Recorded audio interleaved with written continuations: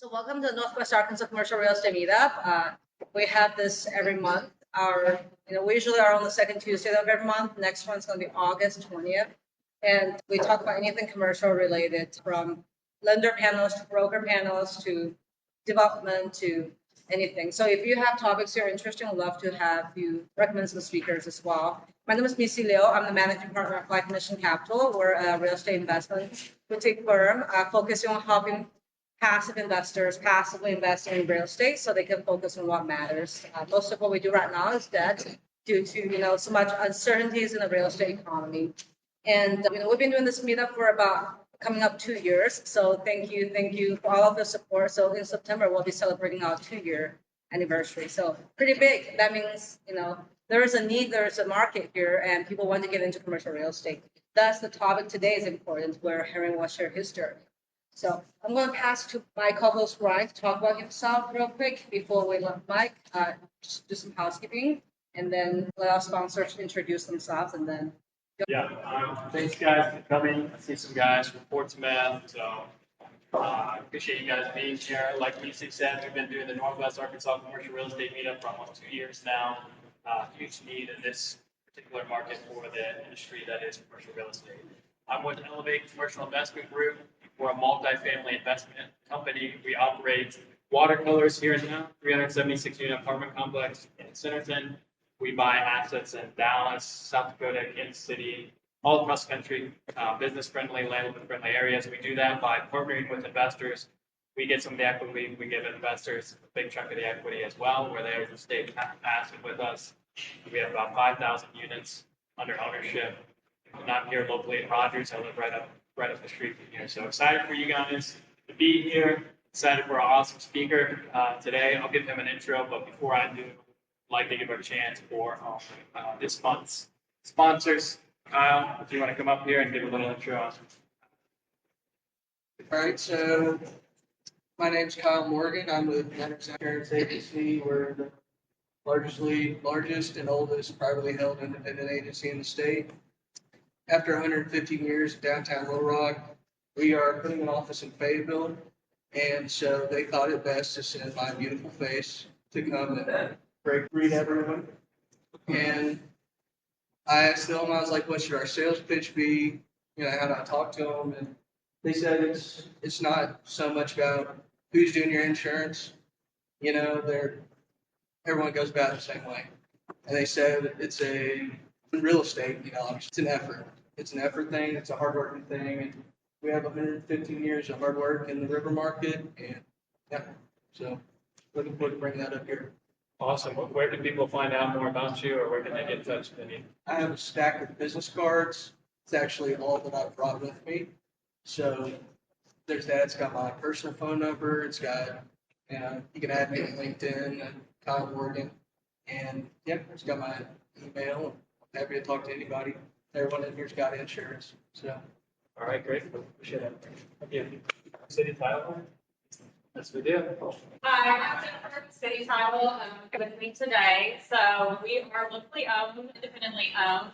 We have an office in Rogers and in Fayetteville. We do commercial deals all over the state. All of our commercial closing agents and commercial title agents are licensed real estate attorneys. We have our own 1031 company. I think that's it. We're the best. It really shows that they all are attorneys. I've closed millions and millions and millions of dollars with City Title, and whether that's from joint ventures, from large transactions, they are very quick and very on it. Definitely trust them as a sponsor and as someone really excited for this month's speaker. You guys might see him on BiggerPockets, his social media channel, Instagram channels, coaching channels. He has really grown here in Northwest Arkansas from his Walmart days, the fix and flip days. He's invested in single family. He's closing deals probably every week. Jealous of that. And he invests in commercial real estate, single family. So I thought he'd be a really good speaker to talk on a subject. I know my first ever investment was a single family deal in Springdale. It was an $89,000 house. Now we are closing $79 million deals 8 years later. So I think Henry is very well versed on this topic. He actually reached out to me at his Walmart days, maybe 4 or 5 years ago, on BiggerPockets to pick my brain on multifamily, and I remember that. It was really cool. We went to, it's no longer in business in Rogers, not Torchy's, what's that? It was a California-based taco place over there. It was, there's this Kilo Steakhouse is there now, Kilo. It's in like 13 different businesses. Yeah, it's a great location. I don't know why it's not doing well. It's right there by Rob's, there, Robert. Yeah. But before I hand it over to him, you guys should definitely check out his new Wealth Real Estate Dealmaker. We're going to be giving away a couple of these, like I told you guys. Jeff, you were the first one here today, so I want to give you the signed copy of Real Estate Dealmaker. Taking action. Thank you. Get in here, early birds. These out at the end of this presentation to our next event, and then Henry, I'll let you get this one out for your discussion there. And so I'll hand it over to Henry. What's up, guys? So what you guys want to talk about? No, nothing? Find the right presentation. Let's just get an idea of the audience in the room. Who has done at least a single family real estate investment? Raise your hand. Okay, one, we have about 60% of the room. Who has done more than one single family investment? About still 60% of the room. So who has done something? Who has done a commercial real estate investment, whether passively or actively? Okay, so we have 20% of the room. Who has done a commercial real estate investment passively? Who has done a commercial real estate investment actively? Okay, so kind of the same groups of people. So let's okay, perfect. So we have an audience that's interested in both single family and Who wants to continue to do single family on top of? Okay, so we got a couple of people. Cool. So most everybody's like, give me all the apartment buildings. Yeah. Sweet. So I'm Henry Washington. I'm a real estate investor here. I've been doing this since 2017, so not so long. Bought my first house in 2017 on a whim. Who's heard me talk before? Who's heard me tell my crazy story? Like 2 people. I get to tell my story. Cassandra gets so bored of my story, but I get to tell it anyway. So who wants to know how the heck I got into real estate in the first place? Cool. Just 4 people. Cool. You guys. So for me, real estate came as a result of realizing that I had a good job and I made good money and I still couldn't afford to live like I wanted to, right? I moved here in 2010. Walmart flew me out here to do software development for them. And I started to do that and I was single and I made 6 figures and I spent 7 figures. So I had credit card debt because that's what I would do. I would make money and I would figure out a way to spend it. So if you think about a lot of traditional like rags to riches stories, right? Especially in real estate or in any industry, people come from not much and then they work their way up, right? And so you earn what you have. My story is a little different. My parents worked really hard to provide a great life for me and my sister. And so I grew up upper middle class. My dad was a high school art teacher, but he always had a side hustle or a business or something. Like he was always generating extra income. He used to grow plants and sell them at the swap meet. Y'all know what the swap meet is? I'm old, so aging myself. The swap meet is where you would go to sell stuff to like people. They call them, what do they call them now? They have them all over where you go and buy a bunch of old stuff, right? So you go to the swap meet. Yeah, there you go. Yeah. So you go to the swap meet and sell plants. He owned an arcade. You guys know what that is? So like before you had video games in your house, you have to go to a place to play video games. So he owned that place. So it was like almost like a vending machine business for him, right? Like people would come in, play video games, and then he had a barbecue restaurant.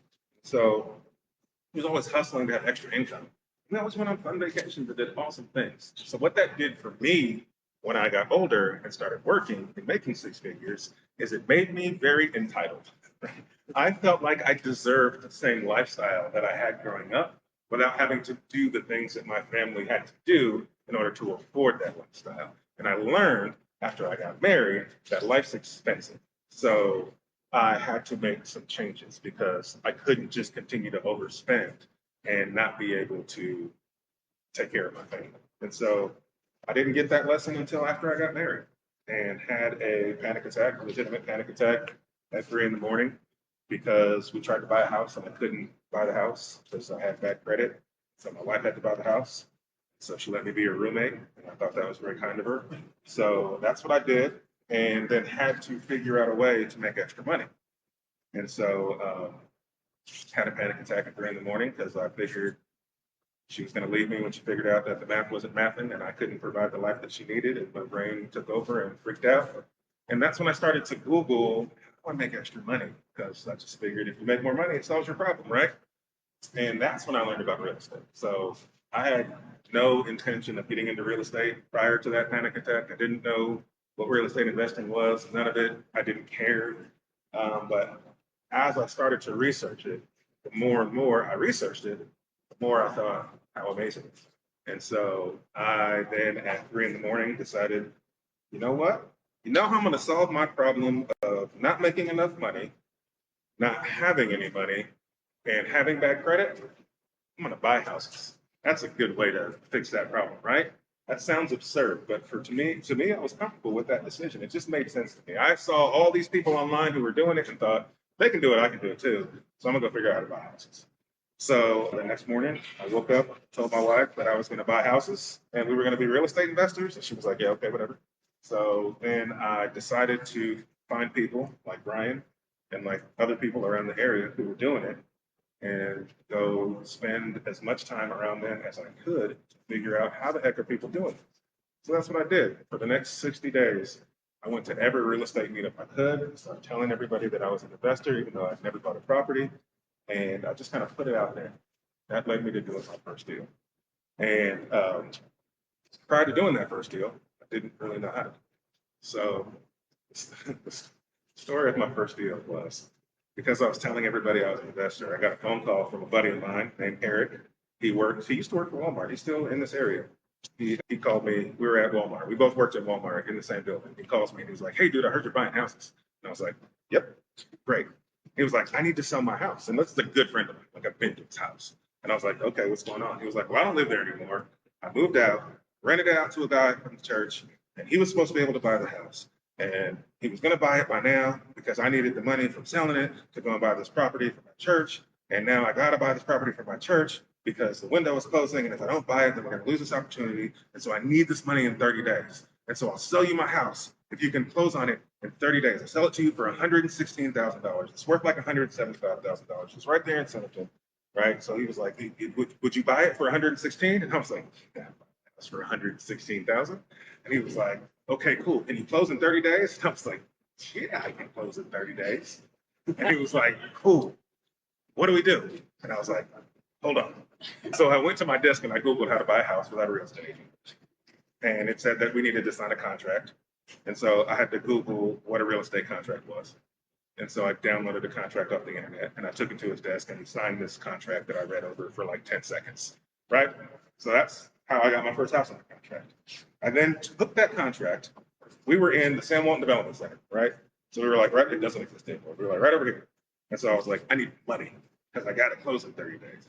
So the only place I could think of that had money was a bank. And so I took that contract to Signature Bank right down the street on Walton because it was close to my office. And it's the only bank I could think of that was right there. And I knew one of my business partners back there. So I walk in the bank and the commercial loan officer is sitting in the lobby. And I went up to him and I was like, hey, can someone help me buy this house? Like I was holding the contract. And he was like, what? And he like asked me to come into his office. He literally took the contract out of my hand. We go into the back into his office. And he like Googles the address. And he's looking it up and he's like, this house is worth a lot more than this. I was like, yeah, I want to buy it. And he was like, all right, well, we would love to loan on this. And he kind of walked me through like what a commercial loan structure looked like. And basically told me, dude, we would give you the money to buy it, 85%. We would give you the 15%. We would give you 85% to buy it. We would give you 100% of the money that you need to renovate it. If you bring us a 15% down payment, we would do the deal for you. He was like, do you have a 15% down payment? And I said, yeah, I got that. Don't listen to that. There's some bankers in the back. So I was like, yeah, no big deal, right? And so I was like, surprised because he did not run my credit. He didn't know anything about me, but he was telling me that he wanted to finance this deal. And so, because when I walked into the bank, I needed $116,000, and I walked out, I only needed like $17,000 or $18,000. So that's exciting. I found a whole bunch of money. I then took that deal to the local RIA, because I had been going to the local RIA and building all these relationships, and sat down with a couple of people from the local RIA and asked them how the heck I could find about 20 grand in 30 days. And they brainstormed all these ideas with me about where I could find all this money, and none of those things were going to work. And so somebody then told me about 401k loans. And I was like, well, what's that? I'm like, well, you can borrow against your 401k, right? You work for Walmart, you take your 401k, you can borrow some of the money that you put into it. You don't have to pay the fees or the penalties, you pay interest, but the interest goes to you. It's your money. And I was like, that's a great idea. I'll do that. Because then I can rent the house out, and then they'll pay me money, and then that money I can use to pay back the loan. So I essentially don't have to pay back the loan that I'm taking out on my own money. Like, it sounds like a no-brainer. So I had to then go figure out where to find a 401k, because I didn't have that either. So I went to my wife and said, hey, can we borrow 20 grand from your 401k to buy this house? She said, yeah. And within a week, we got the money, we bought the house, kept the tenant in it, raised the rent, the property cash flowed, and I now bought this asset that was paying for itself and paying me. And my mind was like freaking blown, because 90 days before that, I had a panic attack about not knowing what I was going to do about money. And now I own this asset that was going to take care of me, right? And had this plan to grow and scale this business. But what I learned through that process was that banker kind of walked me through what and how real estate investing works. Like, he was essentially showing me how the Burr method worked before there was a full name. Because the next thing he did was he called me and said, hey, you should take out a line of credit on the equity in that property, and then use that line of credit to buy my property. And I was like, what's on the credit? So he walked me through it. He said, if you go find deals like this, we'll finance them 85%, and then you can use this line of credit as a 15% down payment, and that way you can continue to buy property. And so I learned through that process how to buy money, how to buy property with little to none of my own money. So that was kind of like my introduction into real estate. It was so powerful. At that time, I think my goals were to buy one house a year for 5 years. That's what we wrote down, my wife and I. And after I did that deal, we did 5 deals in the next month, because we had solved the problem of finding deals and finding money, right? Because those are the two things that are stopping you. It's the thing you said to me about where your business is. Now finding something to buy, numbers, right? If there was something to buy, the numbers made sense if you had the money to buy it tomorrow. So that's what I learned about my business. That's how I've scaled my business and grown my business, is solving the two problems of access to deals and access to money. And sometimes those problems are dynamic. They change. How we find the deals may change. How we find the money may change based on what's happening in the market or the economy. But that's essentially what I wrote my book about, because those two problems every real estate investor is going to face on more than one occasion as the market continues to change, right? Are those problems that you're facing right now? Deals, money. Who has all the deals and all the money they want? Right. So we're all struggling with that. And so what I've learned through this current environment, this current economy, is that finding deals hasn't really changed much, right? Unfortunately, if people are selling properties and they're selling them at a discount, so we're talking single family, small multifamily. People are selling properties and they're selling them at a discount. There's a level of pain associated with that, right? No one wants to sell their property at a discount. It's a situation that's causing them to need to sell their property at a discount. And so as the economy gets tougher, that creates more pain, that creates more situations. So deals you can find, and money sometimes find. It just depends on how you're going to go about doing it. So what I'm finding is that the more creative you can be with how you look for deals, and the more creative you can be about how to structure those deals, the more opportunity you have to continue to do deals. And we've all been pretty spoiled for the past 4 to 5 years. It's been fairly easy to buy something and get paid all 4 ways real estate pays you, right? Past 4 years, you could buy a deal that cash flows, it's got equity on day one, it's going to appreciate in value, tenants are going to pay down the rent, it's amazing. Now you're not getting all 4 all the time. Sometimes you just get 2 or 3 of those when you buy a property. And so you have to make a determination as an investor. Does it make sense for me to buy this property, even though I'm not going to get paid all 4 ways? Even though this deal probably breaks even from a cash flow perspective, does it make sense for me to still buy it? So kind of what I wanted to talk about was finding the deals. Like, I think the thing that sets apart people right now, the people who are successful in this economy, are the investors who are willing to do what most other investors are not.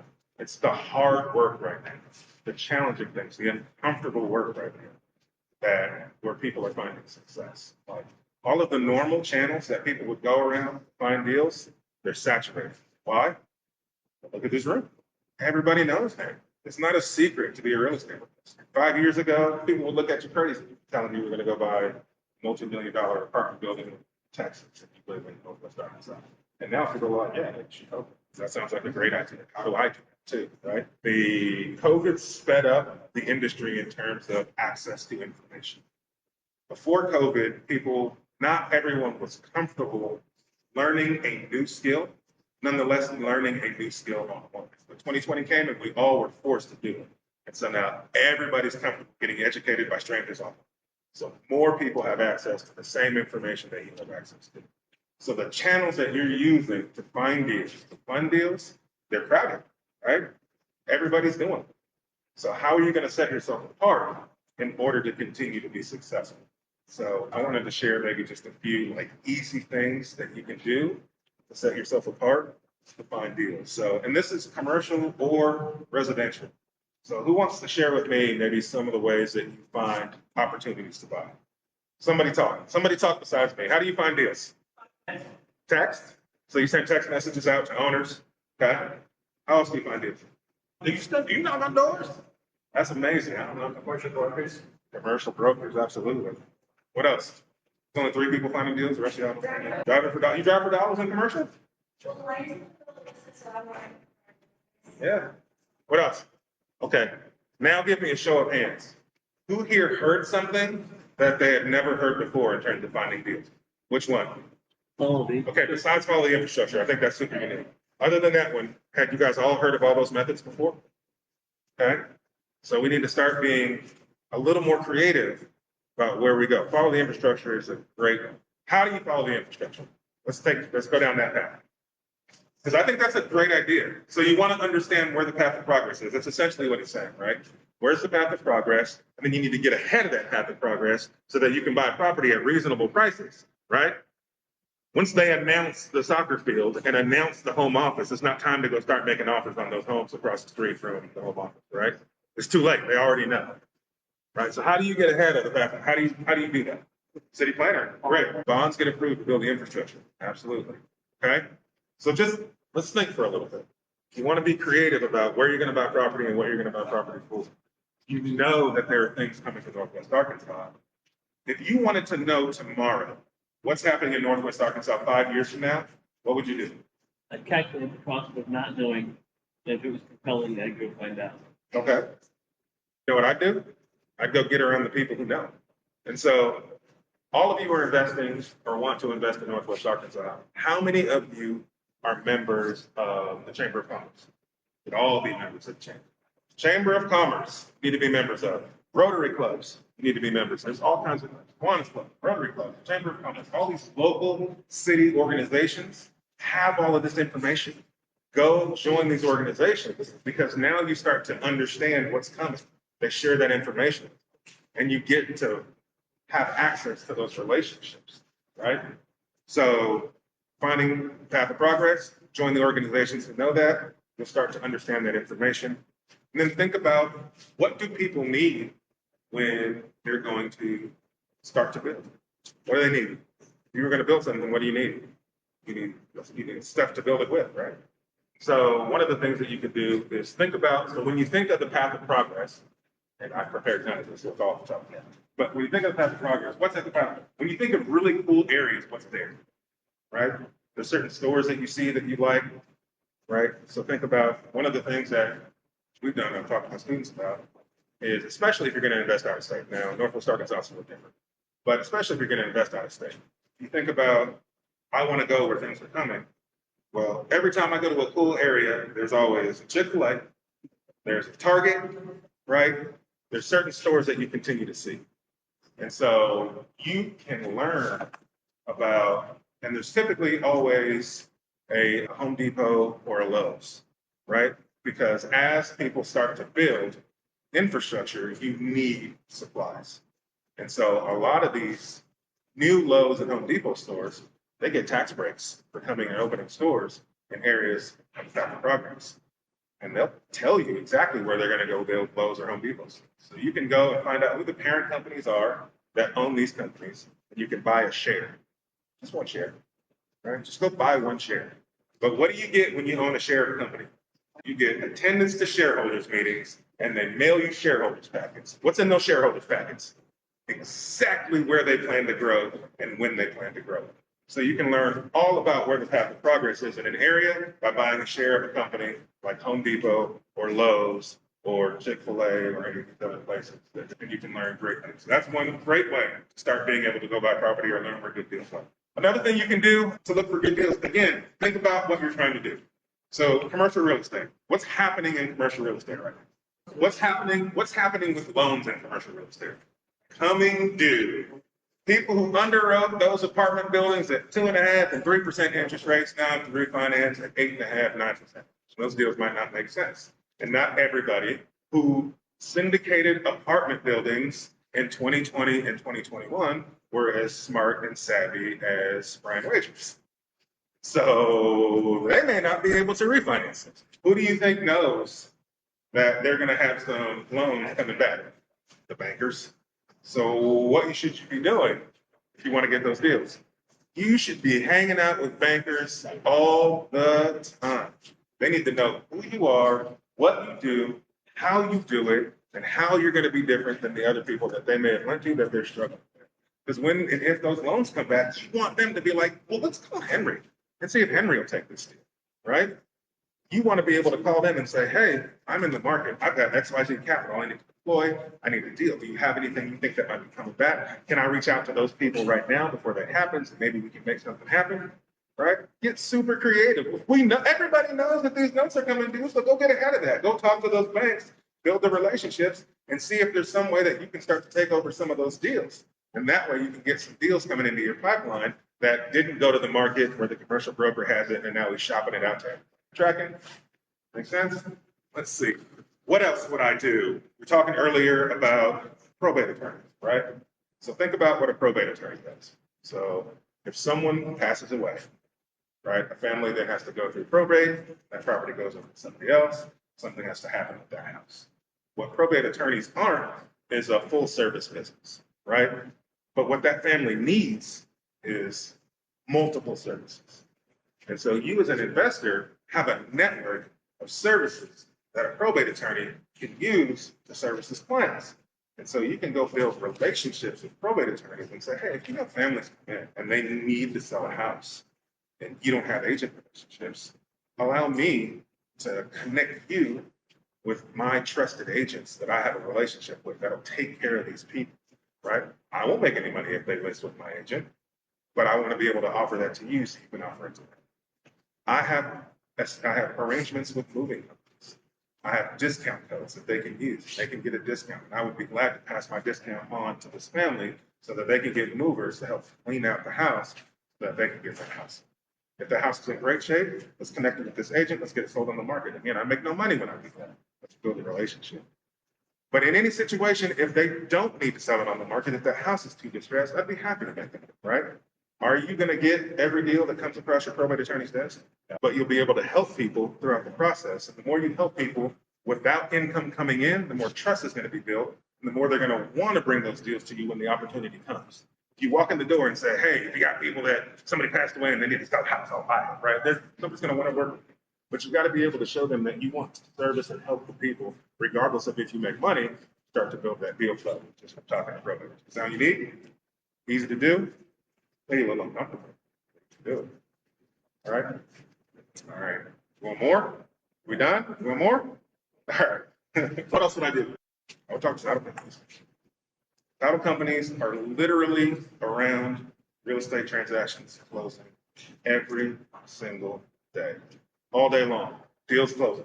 You think your title company knows what people in the area are selling off assets? They do. Because there's one thing about people who are selling off assets, they don't jump around from title company to title company. What Brian said, use city title for millions and millions of dollars worth of deals, right? They go to the same one. So if you build a relationship with a title company, you got some information that can help. I bought several houses from a local investor that I was connected to through my title company. Because I told them, I was like, hey, if you got anybody selling properties, developers, landlords, something, just, would you be cool just make an introduction, let me talk to them, because I'd love to be able to help them and buy it, right? So that's what they did. They connected me with somebody, we become friends, we go to lunch, hang out, and now every time he wants to sell a property, he calls me first. I bought 3 houses from him. You can do the same thing with whatever asset class you want to buy. It's got to go through title. So your title company needs to know who you are, what you do, what you're looking for, so that when those things come across their desk and they have an opportunity to connect dots, they can do that. And you can start to get deal flow through your title. They're closing deals all day long. They know exactly who's closing. You want money? You want good loan products? You know who knows what kind of good loan products are out there? Your title company. They see the loans come across their desk all the time. I guarantee you. Can you tell me lenders you hate to work with? Yeah, you can. Don't lie. You can tell me lenders you hate to work with. They'll tell you all day long. They know who they want to work with. They know who they don't want to work with. They know everything. So building a relationship with your title company can help you understand who the good lenders are. They can help you understand who the best brokers are to work with. They're working with brokers all day, every day. They'll tell you who they like and who they don't like, who you should connect with to get some deal flow, right? So leverage the assets that you have. Be a little creative.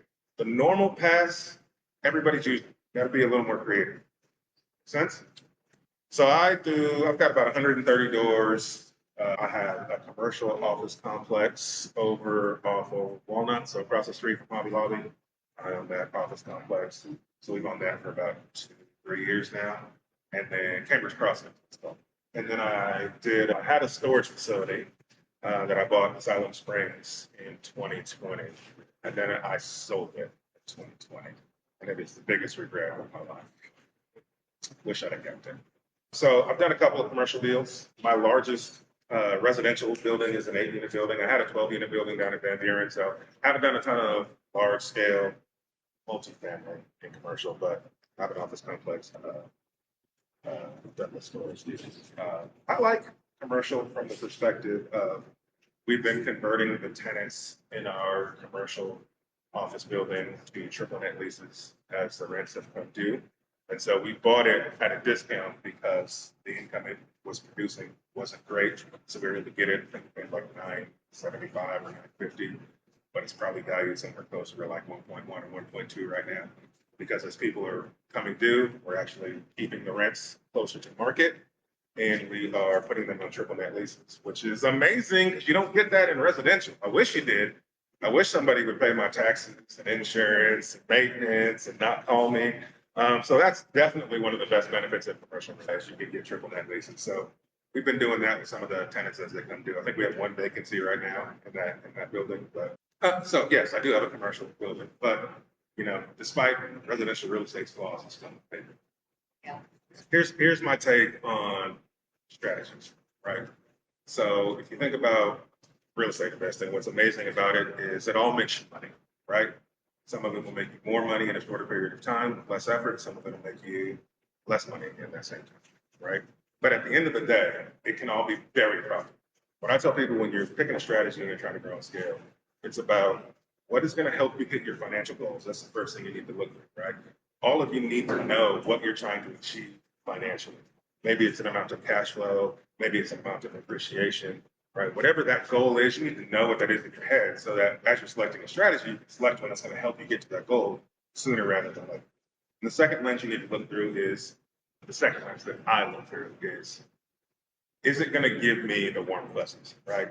So in other words, for me, it needs to mean something more to me than just, is it going to make me money? Because that's not enough to keep me heading down a path when it gets hard.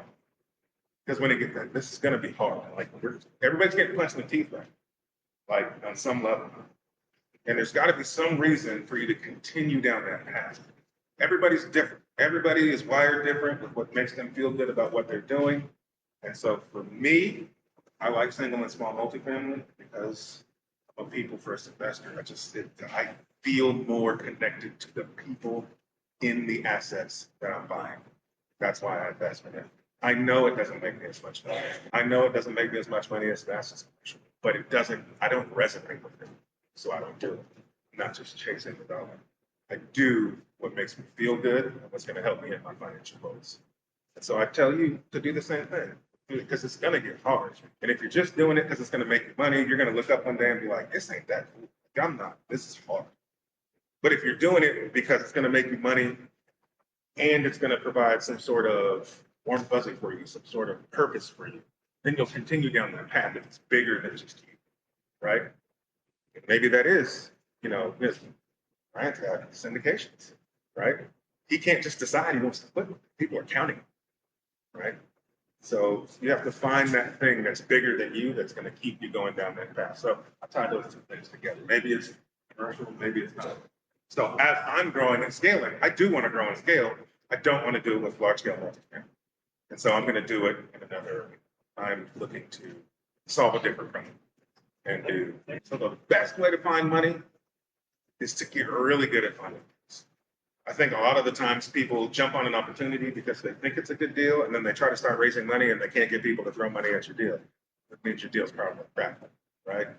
So the best way to find money is to get really good at finding deals, which means you need to understand your niche. You need to understand your niche. You need to understand your market because you have to know what a good deal looks like. Real estate is super local. A good deal here is not a good deal in another market. So, number one, the best way is to be certain you know what a good deal looks like. Some of the easiest ways to find money. I think too many people are scared to just look in your phone. I bet you got $500,000 in your phone of people who like, know, and trust you. But people get scared to call the people that like, know, and trust you. And so it seems easier to go out to strangers and ask for money.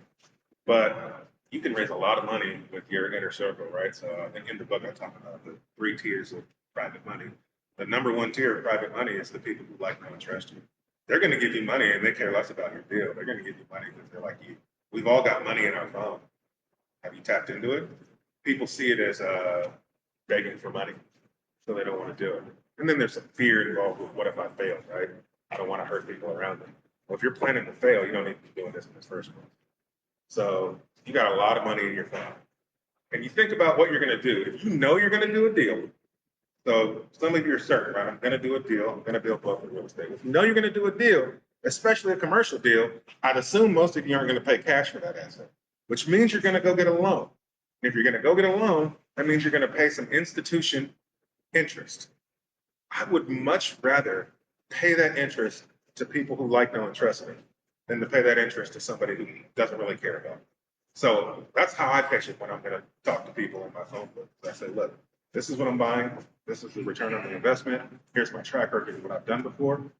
I would love to be able to pay you this interest. Because at the end of the day, I'm going to go pay it to somebody. This deal's getting done. So I'm bringing you this opportunity because I would love to be able to pay that interest to you. Because I only want to pay it to a bank when I can pay it to you. And picture that way, paying it differently, speak with confidence about your deal, you can raise money. So you got a lot of money in your phone. I would say go through your phone right now and just do an exercise. Write down every name of somebody that you think has disposable income in your phone book, right? And then after you, regardless of how close you are to them, just write the name down. You think they have disposable income, write their name down. And then go through that list and organize it based on the ones that you have the best relationship with. Now you've got your order of people to call. You can do that tonight. Get a deal, start calling those people. I think too many people are trying to not necessarily hide what they're doing, but you're not super vocal about it. I'm not saying you got to be a big time social media influencer, but you should be putting it out there what you're doing. The more you're putting it out there what you're doing, the more you start having these phone calls, people are going to want to help you, give you money. But yeah, we are very good. We as people are very good at, we limit our beliefs based on what we know, right? So we think about what's possible based on what we have in our own heads, right? But that limits us to only what we have in here. So it is hugely important. Like, if you want money, great. You need to be in rooms like this consistent. I don't think people are in rooms like this consistently. You should be in every meetup you can. If you can find some sort of private mastermind, of community, of investors who are doing the same thing, right? A lot of people are scared to pay money for those things, but what you find in those things is a group of people who are doing what you're doing too. So if you need money, I don't know how many times I've found money through somebody in my community who has access to some lender that I had never heard about in some part of the country who's doing some loan that I can call and then get access to. Never known about that had I not been in those circles. So joining masterminds, free ones, paid ones, it doesn't matter, but being around other people doing the same thing, you'll find a lot of access to money. Money's there, but you got to get out of your own sphere. So who has a day job right now? Who wants to quit their day job? Whose boss is here? No. So didn't quit my job until it cost me money to have it. So benefit to me was I liked my job. Didn't love it, but I liked it. It wasn't a pain for me to get up and go to work every day. I liked the people that I work with, so I wasn't dying to get out. But there was also a level of fear with leaving my job because obviously the comfort and stability is there. But I really kept my job as long as I did because banks like the job more than they like the fact that I have a multi-million dollar real estate portfolio. It made me more bankable. It allowed me to grow and scale faster because I had that W-2 income, that dependable income. So I kept my job as long as humanly possible. So when I left my job, I left because, and I'm vocal about what I do. I had a social media presence at that time, so they knew I was investing. And they came to me and said, hey, we need you to spend a little more time doing this and a little less time doing that. And I said, I hear you. I don't know, but that makes sense. And so I'm like, I'm not disagreeing with you. Yes, I am spending time with you. So let me do the math. That's when I went and I did the math and figured out, okay, well, you want me to put in X amount of extra hours. How much do I make an hour at your job? How much do I make an hour doing real estate? When I put those two numbers together, I was making substantially more money not having a job. So the opportunity cost wasn't there. I was going to lose money by giving my job more time. So I went to them and I said, I'm happy to continue to work for you. I'll give you the same level of effort I've been giving you. If that's not good enough, I'm probably going to have to leave because it's costing me money to work for you. And they said, thank you, Mr. Washington. We appreciate it. So yeah, that's when I left. So I didn't leave my job until I had to close. I would have kept it even. I'm not one of those people that's going to tell you to quit your job the second you flip a house and make a bunch of money, or to quit your job the second you buy an asset that's paying you a certain amount of cash flow. Things change. The interest rates went up fast, didn't they? Like the market changed fast. You could quit your job, and then in a year we have to go back. So I tell you, you don't want to quit your job until it just doesn't make financial sense for you to have it. How did that work out when you left your job, and were you able to use the extra time outside, or like how did it work out? What do you mean? Like, did it work? You left. Did you make more afterwards or before? How'd that work out for you? Yeah. I mean, I had the time freedom now to do more, right? And so we just started growing and scaling my coaching and teaching business, and we were able to grow and scale the real estate business. I also didn't want to leave my job until I had my LLC making money for at least 2 years. So not just having my LLC, but having it where it was actually making some income, so that if I left my job, I had a track record of making money in my business to help me stay bankable. But yeah, no, it was absolutely the right decision. I was able to make substantially more money. I made my yearly salary in like a month after I left my job. Anyone else have any questions? My general perspective is like, I'm not gonna switch my niche. I'm not gonna switch my niche based on market being. I may change how I'm investing, but I'm not gonna change it, right? Because every 6 months, you'll be jumping ship every 6 months, right? So for me, when I hear people say that, what I really hear is it's different. It's difficult, right? When people say I can't find deals in XYZ niche or industry, what they're essentially saying is I can't find deals in all the normal, right? No, you can't come in unless you find a deal that's going to cash flow and benefits. I'll work on it. Absolutely. But you can absolutely find deals. So I have several houses that make me great, right? But that's because I do the hard work to find off-market deals, right? So right now, you can't go buy a deal. You just can't. 3 or 4 years ago, every once in a blue moon, you can find it, right? So it doesn't work better. So I have to decide if I want to stay in my niche, I'm going to do the hard work. So yes, it's just going to be a whole lot harder and it's a whole lot more headache. You can even find them on the front, but you're going to have a whole lot of offers, a whole lot less than people are asking. And that's not comfortable. People don't like the comfortability, so they don't stick with that plan. If I told you you're going to make 300 offers, single family homes, and that'll net you a deal that's going to get you the cash flow you're looking for, after go ahead and do it. right? But we are so focused on the unknown. That made me think of another, I have a couple questions. One, how many more offers are you seeing that you're making now versus a couple years ago to get that one? It's probably that. Yeah, I think it's doubled because the market's changed, but sellers' minds, they still want to 20 numbers, but the market isn't there. So I have to make choices in the offers at my price point in order to get somebody that's willing to take that offer situation. yeah, we're seeing that across twice as much work just to get it, the same amount done. So, how's your portfolio allocated across Northwest Arkansas? You said you own a couple of them. Well, are you focused more on one submarket or how? Yeah, most of my portfolio is in Springdale. I need the first. I've got Bentonville, Springdale, Fayetteville, Rogers is where I'd say the real core is in Springdale, with Rogers. And then I've got probably, I flip houses all over, but I'm not trying to tell you, but most of my core cash flowing assets are probably in Springdale. I've been buying some deals in Joplin, in Pittsburgh, Kansas, because I like the cash flow. And again, long-term play, right? So think about Bentonville growing. People are gonna wanna get out of here, who've been here, don't like all the new people moving in, and so, I mean, people start to spread out. So I'm buying a Joplin in Kansas, and I can buy cash flow. I don't get a ton of equity from day one, but I can get cash flow even at higher interest rates. So I've been buying some deals there when they make sense. So that's about as far out as I'm ranching. This is such a great place to invest. I have a reason to go anywhere else. It's still affordable here. I'm willing to do the dirty. I'm willing to go find the deals. So I'm gonna buy here. How do you approach insurance on that many? That many units, I get lots of quotes.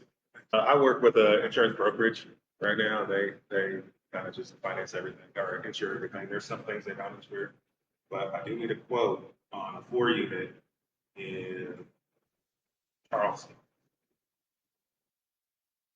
Stop. Yeah, there is an insurance Yeah. sponsor. You want to hear my super crazy idea for commercial real estate? Where I go? Yeah. I think whoever figures out how to say, because you got a lot of vacant commercial office, right? Almost everywhere it's happening, right? There are hard times renewing, and people have to get creative about how they're filling these tenant spaces that they would normally fill with a business that doesn't now want to rent those spaces.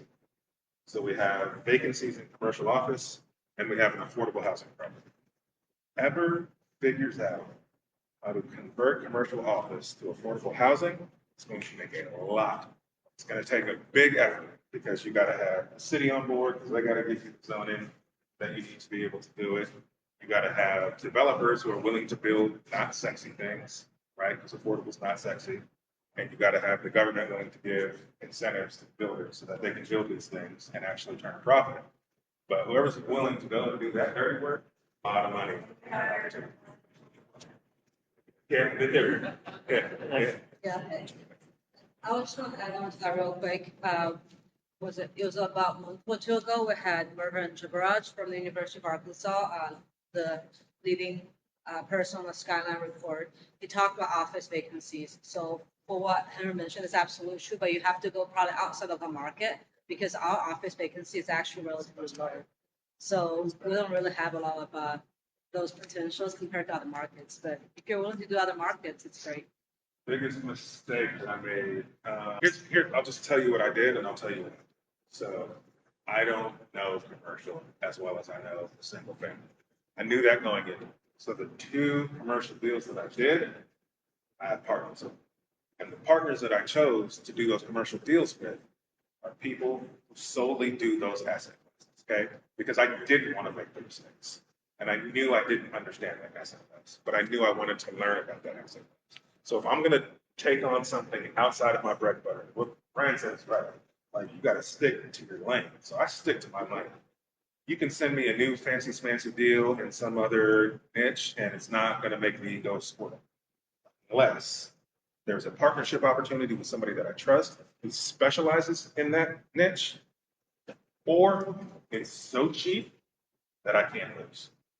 So I also have the mobile home park. So that's the other commercial deal. I bought the mobile home park.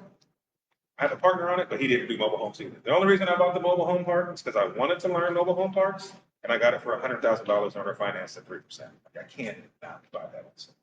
right? So it either has to be something that I know I can get out of and make money, or I'm gonna bring in a partner who specializes in that niche. Because in that way, I get to learn I get to watch somebody do what they do and learn and not have to make those mistakes. So then I get to decide, all right, if I want to branch into this niche more, I can go do it because I've learned how to do it and watched somebody do it successfully and got equity. But I wouldn't go do something that I don't know that well.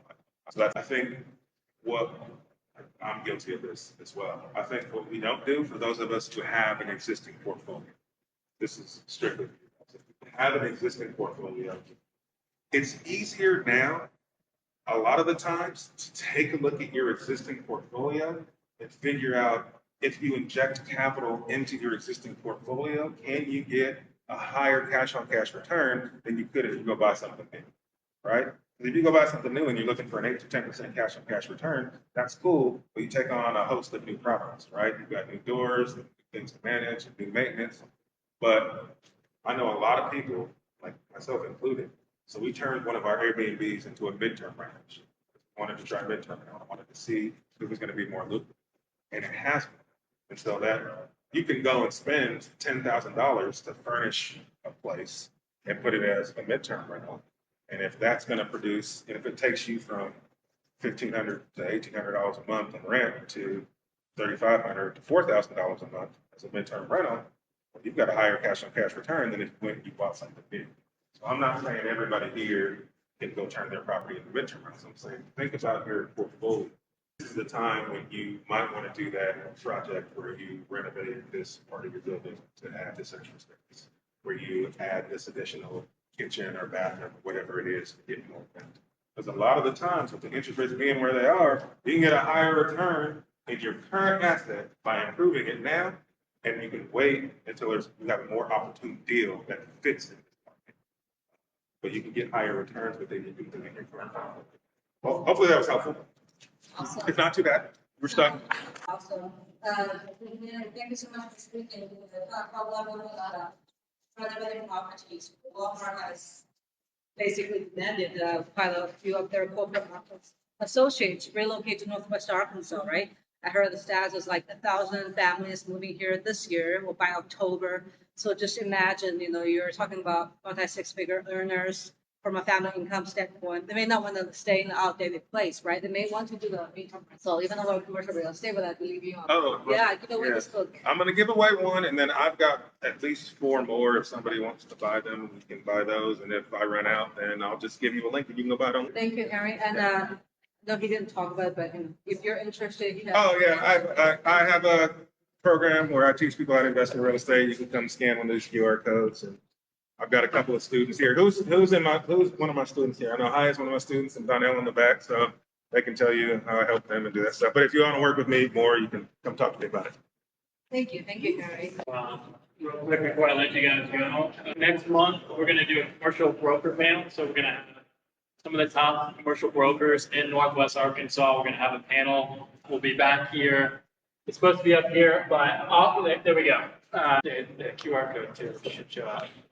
August 20th, Tuesday, 5 to 7 p.m. This is a QR code.